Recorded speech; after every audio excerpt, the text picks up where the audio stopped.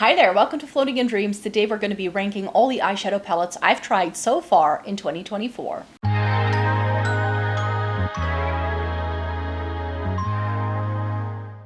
Welcome to everybody watching today. Thank you so very much for joining me. This video is going to be a ranking of the 43 eyeshadow palettes that I've tried so far from January till June. All of these have been reviewed, so I have links in the description box down below so that you can actually click on through so you can see swatches and looks and everything that I've done with these. If possible, I'll have some links as well so you can shop these in case you're interested. Just be mindful that if you do shop through these links, that I could make a small commission. Let's get to the ranking. Before we get into the video though, it may be good to know who I am and what I like doing on this channel. My name is Maaike, I live in the Netherlands, I have fair skin with a cool to neutral undertone, and this greatly influences how I feel about makeup. I have been reviewing makeup for more than a decade. I love trying out eyeshadow palettes, accessories, and getting the use out of my makeup. So if that's something you're interested in, then I hope you'd consider subscribing. So yes, 43 palettes. Every year I'm like, oh, I shouldn't try more than 50 palettes a year. And somehow I've only made it to the year so far, June, and I'm already at 43. Granted, it's lots of little things as well, and today I'm just going to go through it from my least favorite to my most favorite. It's sort of like taking score halfway through the year, because of course we still have fall to come, and usually fall releases are some of my favorites in a year. And there are definitely palettes here that were released last fall, but I didn't get to try them until right now. So if you're like, those aren't new palettes, they were new to me. That's all I have to say about that.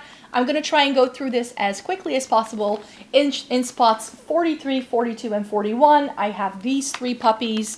The first one here is Pinkflash, the eyeshadow palette in 03. It's called like Strawberry Dream or something like that. And this was nice. It was okay quality. Packaging feels a bit cheap. This is not really my color story, but I did like the looks that I did with this. It's just not really my vibe. However, I had never heard of this brand before. I think they're Chinese rather than K-beauty. And this, like, it was only €5. So really, what can we expect? But for how affordable it is, it definitely works, and it is good quality makeup. It's just not necessarily my color story, which is why it goes into the bottom of the ranking, but I was really happy to try this. And then 41 can be dedicated to these two from Eveline Cosmetics. I tried these out in May. The Twilight, I think I like a little bit more than the Essential Rose. As I was using this, I used it in a video, I was like, oh, this is essentially Naked 3. But these are Polish drugstore palettes, which I think are really nice for, again, the price point. These are nice. The packaging, again, feels pretty cheap, and therefore they cannot be my favorites. And these color stories are very basic. I want a little bit more from my eyeshadow, but I had never tried Eveline Cosmetics eyeshadow before, so I just wanted to see, is this any good? If you happen to travel to Poland at some point in your life, do you want to pick these up? Or if you have access to Notino, which is where I got these. No, I got them from Cosmetic for Less. Like, Eveline Cosmetics is available in a number of places in Europe now. I actually spotted Eveline Cosmetics at my local drugstore the other day. It was only one palette, but they were there. I was like, okay, good. But yeah, this is Eveline Cosmetics Twilight, which I think I like a little bit better. It's a little bit more unique, but in terms of what these do, they're basic, they're very satin heavy, they're not very impactful, they are buildable, they have a nice blendable formula, but they're not standouts in my makeup collection. Going from 40 to 31 then, I think number 40 is gonna have to be this one. This is the Bay Metamorphic. Good palette, but I've mentioned it in the past as well. I don't love the Bay formula, no matter how stunning they make their color stories. This color story is a Y2K lover's dream. It's nicely cool toned, it has a lot of shimmers, it's got enough crease shade options. I just don't love the Bay formula, which is why this is ranked so low. This was a limited edition, I think, for Christmas last year, and I picked it up because I was like, you know what? I should try some more Bay again, because I haven't, like, given them a serious whirl in a while. And I keep wanting to fall in love with them, and then I just don't. But this is staying because of the color story. A similar vein is this palette from Rude Cosmetics, the Roaring 20s Excessive palette. A lot of these looked like Huda Beauty dupes. Something looked exactly like Rose Quartz and new Nude combined. This one seemed more unique, judging by pictures I saw online. But then I tried it, and then it was a little bit bland. So Rude Cosmetics is known for doing ginormous palettes as well. And I knew I would never get the use out of that. But this is a 20 pen, which is quite manageable. I was able to pull some pretty looks out of it, for sure. But like with the Eveline Cosmetics, I feel the formula is nothing special. It's eyeshadow that gets the job done, you could say. But nothing here wowed me or made me feel or look really special. It was okay. The colors in here are pretty soft, so especially if you're a beginner in makeup and you don't like boom kapow in your face kind of pigment, then this can be a good one. But for me personally, I'm used to using a lot better eyeshadow than this, and it just felt like a bit of a letdown. So that was number 39. 38 is going to be this. This I've just reviewed for you. This is by Peripera. It's their Hip Gray eyeshadow palette. And the reason why I rank it so low is not because I don't like this. I actually quite enjoy this. I mean, I enjoyed all these palettes, really. There wasn't a bad thing I've tried so far, but it wasn't really gray. I thought this was going to be more cool toned when I bought it. It also doesn't have a lot of shimmers, which is what I tend to prefer. Is this going to stay around in my collection? This one might. I did declutter my other Peripera palette because it wasn't that unique. This is also not unique, but I do enjoy it enough where I'm like, yeah, I could see myself going back to this. So, okay formula, I enjoy it, but it's nothing special in my makeup collection. And the Lilybyred cheese platter mood board, that's what these are called, right? Mood keyboard kind of thing. It looks like a little computer sort of pad thing. And this is their cheese one, which is a little bit more yellow toned. I like one of the other cheese related palettes I tried from K-Beauty brands a lot more than I did this, which is why that's going to be ranked a little bit higher. This was nice. Again, I enjoy the formula, but there was again one from this brand in a similar style, in a different color story that I liked better. So that's why this one is ranked here, just compared to everything else. But this is good formula, and I think it just looks super cute. Then from Kiko, they're making sort of up the mid-30s here. I have two of the Glamour Multi-Finish eyeshadow palettes in shade 5 and 6. Shade 5 is the gray tone with the blues. And then shade number 6 is slightly more warm tone, but it's still pretty gray heavy with some greens in. You just need to block out that gold shade in the middle. These were pretty. I really enjoyed them. In terms of Kiko eyeshadow palettes, these are some of the best ones I've tried. But again, compared to everything else I've tried so far this year, these don't really stand out in my makeup collection, but I'm hanging on to these because I like doing Kiko videos and it's good for me to have some of their eyeshadow palettes around. And I now have a couple of bits from Kiko that I did really enjoy and that I like, and these are definitely part of that. 44 is this guy from Victoria Beckham Beauty. I don't discriminate in these videos according to price point. If your eyeshadow is expensive, but I didn't really love the way it worked on me, then you still get ranked in the lower part of a ranking. And this is Royal, which is a smoky eye brick in all of these lovely blue shades. I picked it up because I really enjoyed Tuxedo last year. I tried it. It's more of like a smoky cool tone palette, and I really enjoyed it. Thought it was a really good formula. But I think the brand struggles doing colorful shades. They don't do a lot of colorful shades, and I found that in terms of how these blended, it just didn't look very blue. It wasn't very impactful. I still think this will be nice combined with Tuxedo. If I can like use these as like pops of color to accentuate the look, I think that can work really well. But Royal by itself was a bit of a letdown. 43 then, the other cheese palette that I tried. This is Napping Cheese from Clio. This is another K-Beauty palette. I did a whole range of trying K-Beauty eyeshadow palettes in March, which is why there are so many in this video today. And here is what that looks like. It's not as yellow as the previous one from Lilybyred. This is more like peachy neutrals and like mustardy yellows. And I loved it for that reason. It has cats combined with cheese. I really liked it. This has some really pretty shimmers in as well. So I really enjoyed this. This is really nice formula, and I really enjoyed playing with this. Clio makes one of my favorite K-Beauty eyeshadow palettes, like formula-wise. And this may come as a bit of a shock to you because I normally really enjoy Viseart as a brand, and yet these make up the final 2 positions in the 40s to 30s sort of roundup. These are the ones that they were released, I think at the end of 2023. So we have the Cashmere Charmeuse and the Vespertine Violette, or Violette Vespertine. Of the 2, I actually ended up liking, I think it was the Charmeuse I liked a little bit better. Like, these are good, but they're also a little bit boring. Like, it's the formula I know I love from Viseart. That's definitely true. I still really enjoy the Viseart formula. It's one of my favorites. But color story wise, like, this is so mid-tone heavy. And to me, they're just a bit bland. So I know that these were inspired by the original Charmeuse and Cashmere and Violette Étendue palettes that we got previously. Those are some of my all-time favorites. I love them, but they have far more contrast in, which is why these were my favorite, because they're very mid-tone. If you have olive medium skin, these are lovely, especially the Charmeuse. But for me, with my fair skin, everything just ended up looking the same, which I didn't love. Let's move into numbers 30 to 21. That's what we're doing next. In the number 30 spot, we have this guy. This is another one that I've just reviewed for you. This is by MUA, and it's their Desert Bloom eyeshadow palette. This is one of their 5 pans. These are cheap as chips. They're incredibly affordable. This is the more rosy toned one. I think I like the neutrally one. I tried a little bit more than I do this one.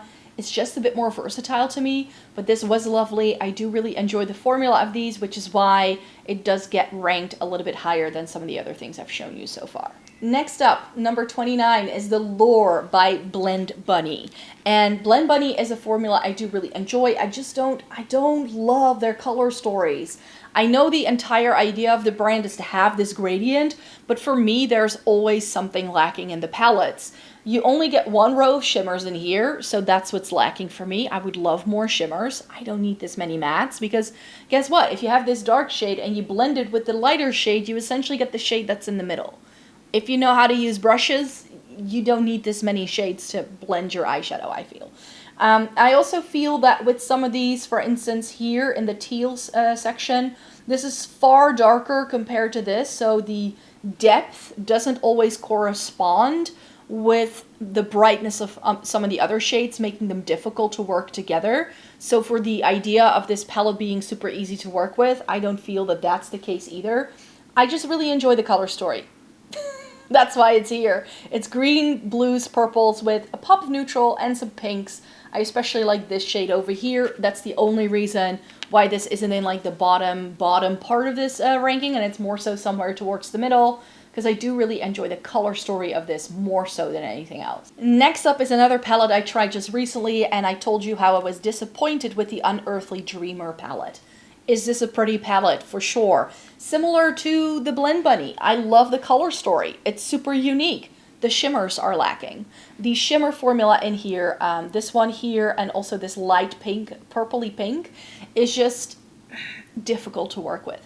Could I use a glitter glue to make it work? Yes. But at 75 euros for a palette, I don't want to have to use a glitter glue to make the shadows pop the way I want them to. I want them to go on with a brush, and if I have to, with fingers. But for me, this shimmer formula is not as good as what Unearthly used to do in some of the other palettes I have from them when they were still called Alien Cosmetics. So pretty color story for sure, very workable, very easy to blend mattes, some stunning shimmers in here, but I want it more.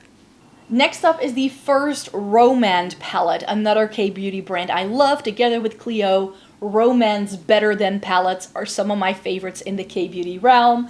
This is Mahogany Garden in the Better Than palette.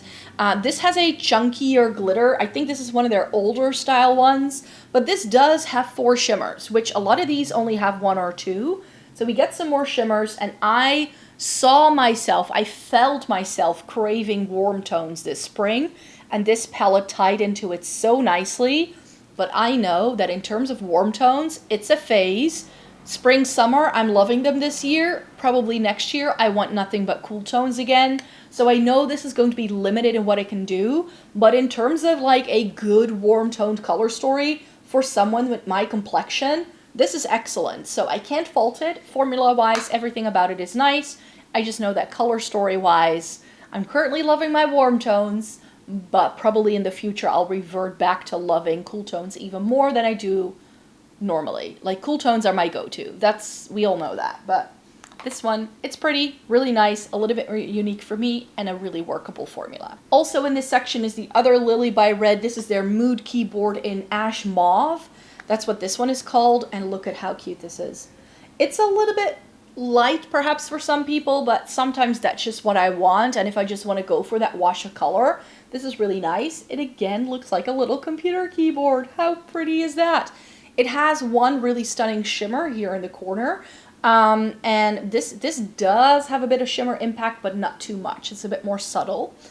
So again, I would like a little bit more shimmer in here. That's what I usually feel with K-Beauty, but I especially love those cooler tones at the bottom. I really like those. 25 then.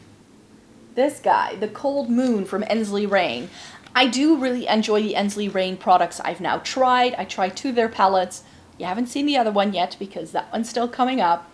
And the Cold Moon is was my least favorite of the 2. Not because I don't like this formula or color story at all. It was just that here, the shimmer formula was difficult to use with brushes. And like I mentioned, if I buy things that are this expensive, I want the formula to be effortless and I don't want to have to think about it too much. And with this, it required some thought. There is some warmth in here as well, so it's not as cool toned as I'd like it to be. Does it make it super easy for you to use because every matte and shimmer pretty much correspond? Also, yes, but these are pricey. And I know that some people will say, yeah, but it's like the best formula ever. You get holographic shades and you get this, that, and the other. I'll show you a palette that's half the price of this, that's giving me the cool toned look I wanted this to give me, that also has a holographic shimmer in. In fact, there are 2 of them coming up that do that are far cheaper than this is, that I rank higher because I like the formulas better. Does that make sense? So this, in the end, a bit on the fence whether it was worth it, just like with the Unearthly Dreamer palette. This guy is also here. This is number 24, the Xenon from Natasha Denona. This is really pretty. It is just a little one note for me for it to be perfect. This is one that I want to reorganize, as I have done with many of my other Natasha Denona palettes. But I know this shade right here, I love. I really enjoy that one. I get blue and pink undertones from some of these shades as well. It works really well on my complexion. I just wanted more crease shades. I only have this for the crease. I wanted something like this to be deeper and like more taupe, so it could go with this a bit better. So that's what I'm missing. Like, this is super light, this is super light. I wanted more midtones, mid-tone mattes. That's what this is missing, but I know I have those in my other Natasha Denona palettes, so all I need to do is mix and match this with some other another couple of my Natasha Denona palettes, and I will be fine. Number 23 is Friday the 13th from Glamlight. I tried some Glamlight this year for the first time in years, and I have low-key fallen in love with them. The Friday the 13th was good. It's really good. It's just that I like the other ones that I tried better in terms of color story. This has mostly shimmers, which is pretty unusual for Glamlight, I find. The bottom row is all mattes, and then pretty much the entire middle row is all shimmers, and we even get some shimmers in the top row as well. So I like that. It kind of spells it out for you because every column is a look, you could say.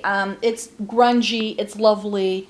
I tried it out for you in May, and I really enjoyed it. So this is one that I think is really good. I like the color story, but I just like the other Glamlight ones a touch better. We have MUA's Illusionist, which I tried for you this month in June, in the number 22 spot. This is lovely. I really, really enjoy this palette. It has everything I want. It has enough crease shades for me. I can go warm toned, I can do a taupey thing, gray thing, I can make it even more gray, I can go in with this rosy tone.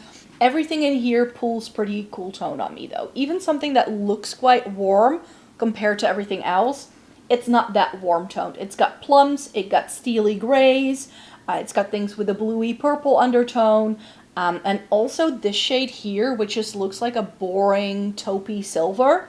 It was a bit more special as well when you use it with brushes. So this one from the drugstore, it's very, very cheap, but I thought the formula in here was excellent. And then rounding out numbers 29 or 30 to 21, I should say, is number 21, the Huda Beauty Pretty Grunge. This is good. It's really nice. I just have a million of these kind of palettes, and it doesn't really stand out to me, especially because this has some warmth. It has some random warmth over in this corner that will not make it work for people who are looking for cool tones.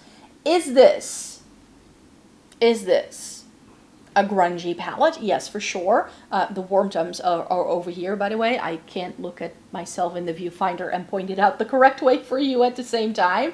It goes light enough, it goes deep enough, it has enough midtones. It does have everything that I possibly wanted to have. I don't love the cream. I don't love having creams in the same palette. I do really enjoy the Huda Beauty formula. I knew the minute this was released last year that I wanted to try it, but I've tried other palettes with similar-ish color stories that I'm ranking a lot higher because I just prefer them over this. Moving on then to the top 20. 20 to 11 is going to be this one first. This is number 20. This is the MUA Neutral Wanderlust.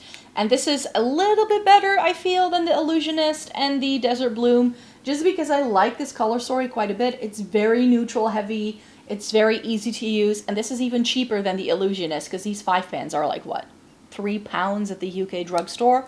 They're super affordable, which is why I love them. These were a great, great surprise to me last year, and they didn't disappoint this year either. Some more K-Beauty in number 19 spot. This is the Unleasha Glitterpedia in all of Lavender Fog. If you're looking for the K-Beauty sort of really sparkly, glitter-esque kind of colors, the Glitterpedias from Unleasha are some of the best ones, I think.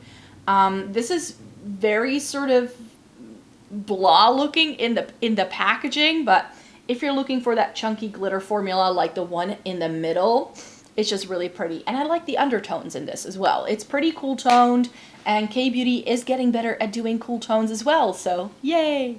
Number 18 then, Gloss Gods, Gal on the Moon.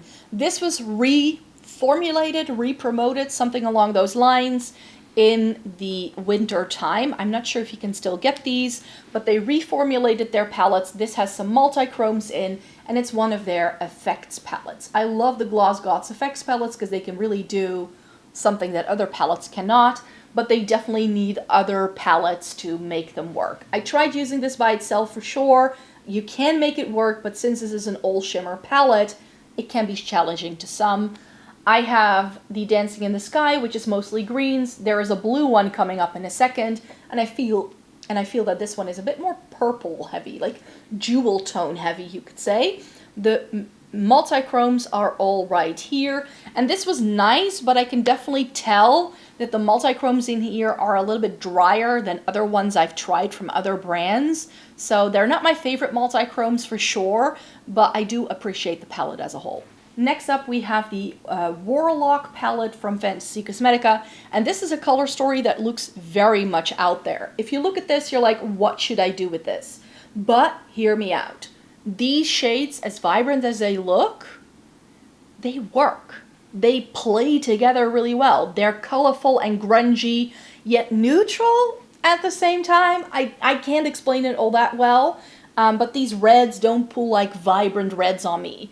This green isn't the best, but on the lower lash line with a very dense brush, it can be so nice for a pop of color. I love these two shades, especially the shimmer here. I really enjoyed. We get some navy, darker green thing, so especially this side here I thought was really lovely. You can go warm toned with this, you can do a cool toned look with this. It's essentially a very grungy, more colorful color story without it going too bright or rainbowy, and still some very interesting shades as well. Fantasy Cosmetica is, again, one of my favorite brands in terms of eyeshadow. And then we have another Glamlight palette. I tried the Hershey's Cookies and Cream palette as well this year. This was an older one that I still wanted to try ever since I fell in love with Glamlight this year. I was like, okay, I need to try this too. And it's a great cool toned color story with pops of blue. What can I say? Really nice formula, interesting shades for sure.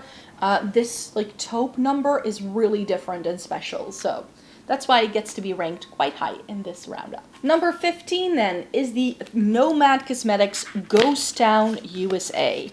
And this is a stunning palette. I mean, look at the packaging. I keep Nomad in the boxes because I just love this packaging. What I don't love is that this is like actual paper. If you get eyeshadow on this, forget it. It's not gonna come off. It's not gonna be easy to clean, you could say. Here we have the color story. It's me in a color story. We have the neutrals on this side. We have those greeny teals over on this side. I love it. It may look pretty warm toned, especially these shades, but on me they weren't that warm. They were more like true neutrals. I enjoy the Nomad formula as well. I love how blendable it is.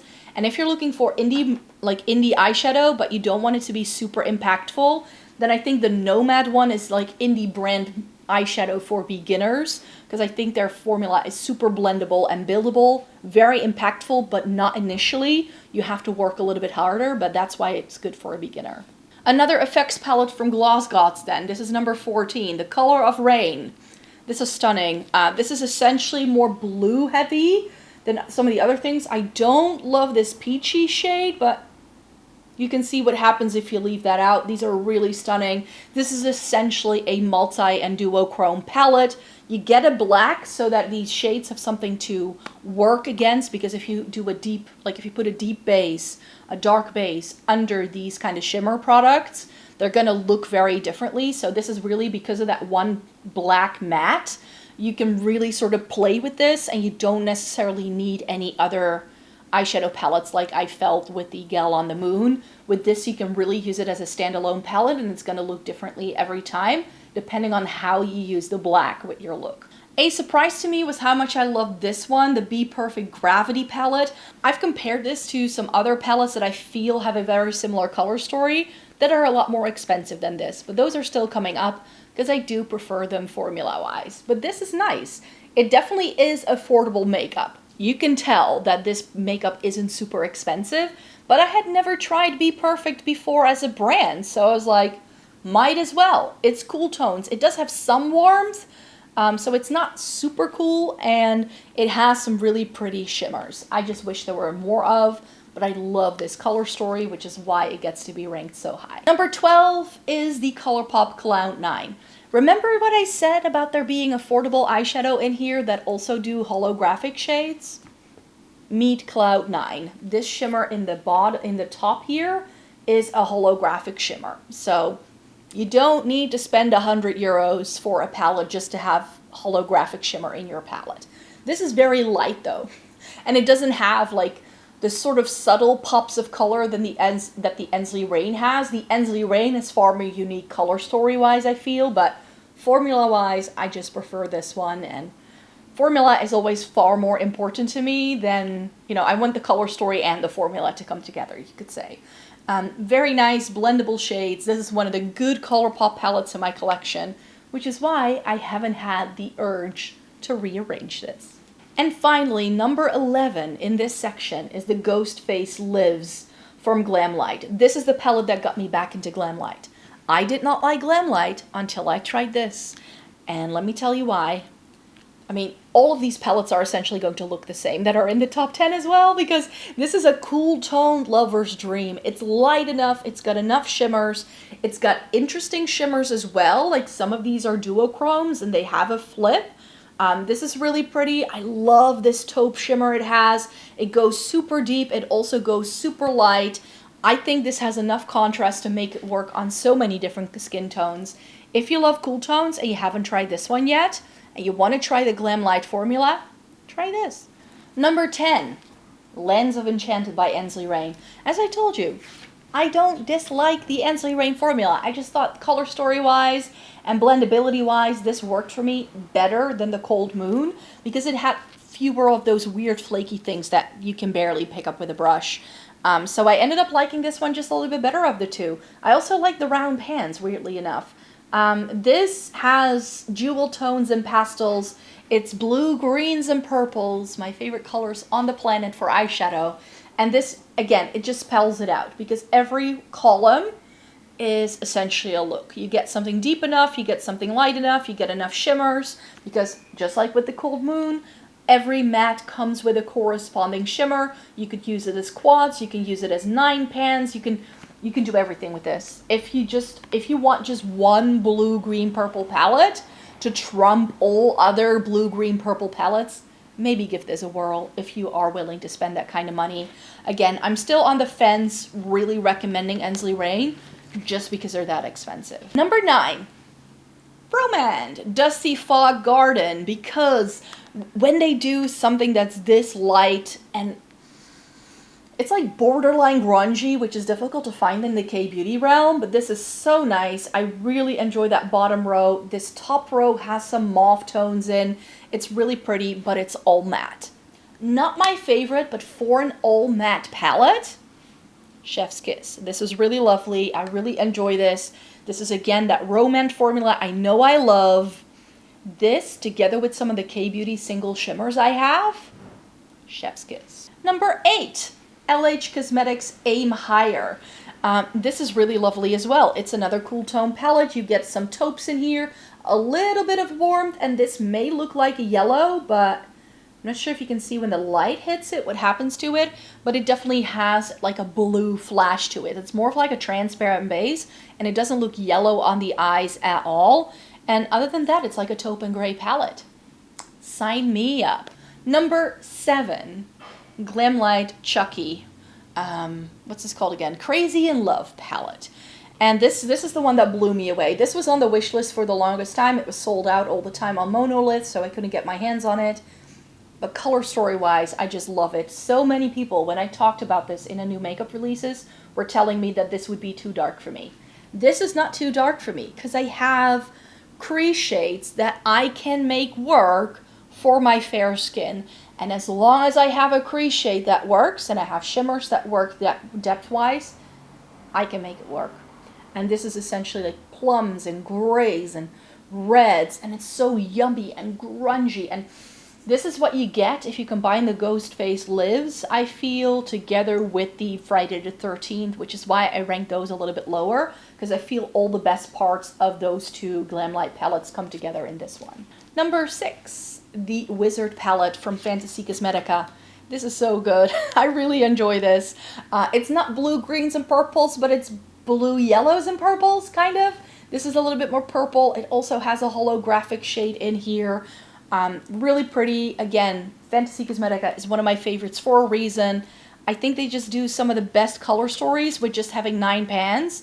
Yes, if you buy a lot of these, of course, getting to something like Ensley Rain having like 25 shades, it's going to be a lot more expensive for that reason, but I prefer having these 9 pans. It's easier to store, easier to create looks with, and they still do very interesting things even though you only get 9 shades. It's why I love them so much. Number 5, Cosmic Brushes Winter Wonderland. I caved, okay? The new Cool Trolls and Neutrals, I knew I had to have them because they do some really lovely things, and those palettes just looked like something I might like, so I got both. But yeah, the Winter Wonderland came out last year. I think it's about to be back in stock, or it is already back in stock. I'm not entirely sure. But this kept selling out, and when they announced this, I knew I had to snatch it up. Love this color story. It's blue, greens, and purples, so what else do you want? It's got a couple of multi-chromes in. I really enjoy the Cosmic Brushes formula as well. I feel it is impactful, and again, for, I think, 20 pans, it's still pretty reasonable because these are like, what, 40 euros or something? It's pretty good, I feel, for how many shades you get. And again, a brand that shows us that you can do interesting color stories, but at like half the price point of an Ensley Rain. You don't need to spend that much money. Number 4, where would we be without this guy? The Cheeky Garden from Romand. I think this is lovely. This is such a good color story. We get these like pinky mauve tones and then these like neutrally browns in the bottom row.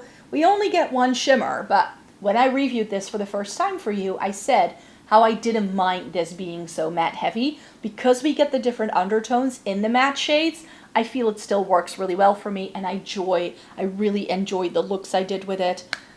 Romand can just do no wrong. I think this is my 5th, 6th palette by Romand, and I love them all. So that just goes to show that it's one of my favorite brands for sure. So that's why that one is number 4. Number 3, Makeup by Mario Ethereal Eyes, because I just love this thing to pieces. I ended up using this on my neighbor for her wedding day. We used some of the peachy tones in the middle. Really love this. It's a very nude, sort of smack in the middle neutral palette. Nothing is too cool toned, nothing is too warm toned, nothing is like overly pushing it in one way or another.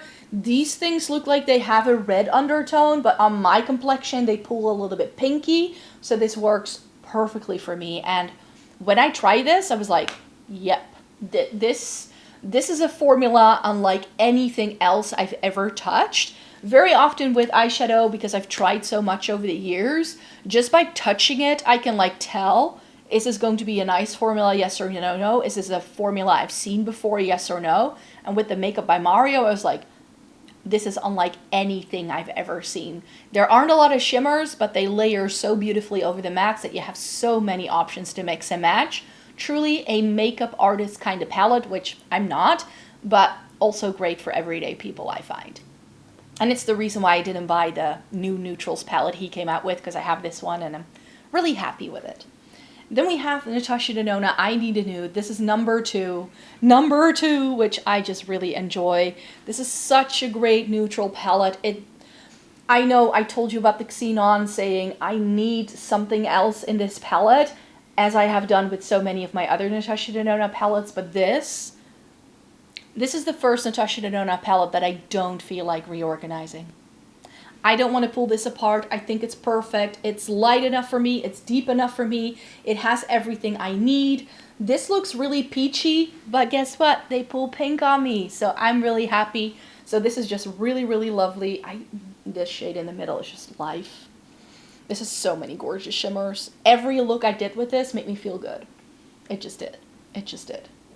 And then, drumroll please, our number 1 for today, Gloss Gods Gal on Jupiter. Who saw that one coming? I knew instantly when I was sitting down to film this video that this had to be number 1. This is another palette that I feel does a holographic shade, but again, at a fraction of the price point of something like Ensley Rain. The holographic shimmer is the one here, but we also get some taupe things. We get like 5 mattes, everything else has shimmer. Everything works really well together. This has a little bit of warmth, so if you want to try cool tones but you're unsure, this can be a nice one, and I just think it is one of the best things that Gloss Gods has ever come out with. So grab it while you still can, because also Gloss Gods is one of those brands that sort of keeps their palettes around for like 6 to 12 months, and then they sneakily discontinue things. So get it while you can, because this came out last November, so not sure how many of these they still have around. It could be that they're on pre-order. But yeah, this is just one of the best palettes that has been released in the past year, in my opinion. So there you have it. Those were all of the eyeshadow palettes that I tried in 2024 so far. I really hope you enjoyed watching this video today. Thank you so very much for joining me in this video. I really appreciate you taking the time out of your day to watch it, and please leave a comment down below with your favorite palette of the year so far. I would love to know. And then for now, I really hope you have a great day. Subscribe to the channel if you want to see more by me, and then I hope to see you in my next one. Bye bye.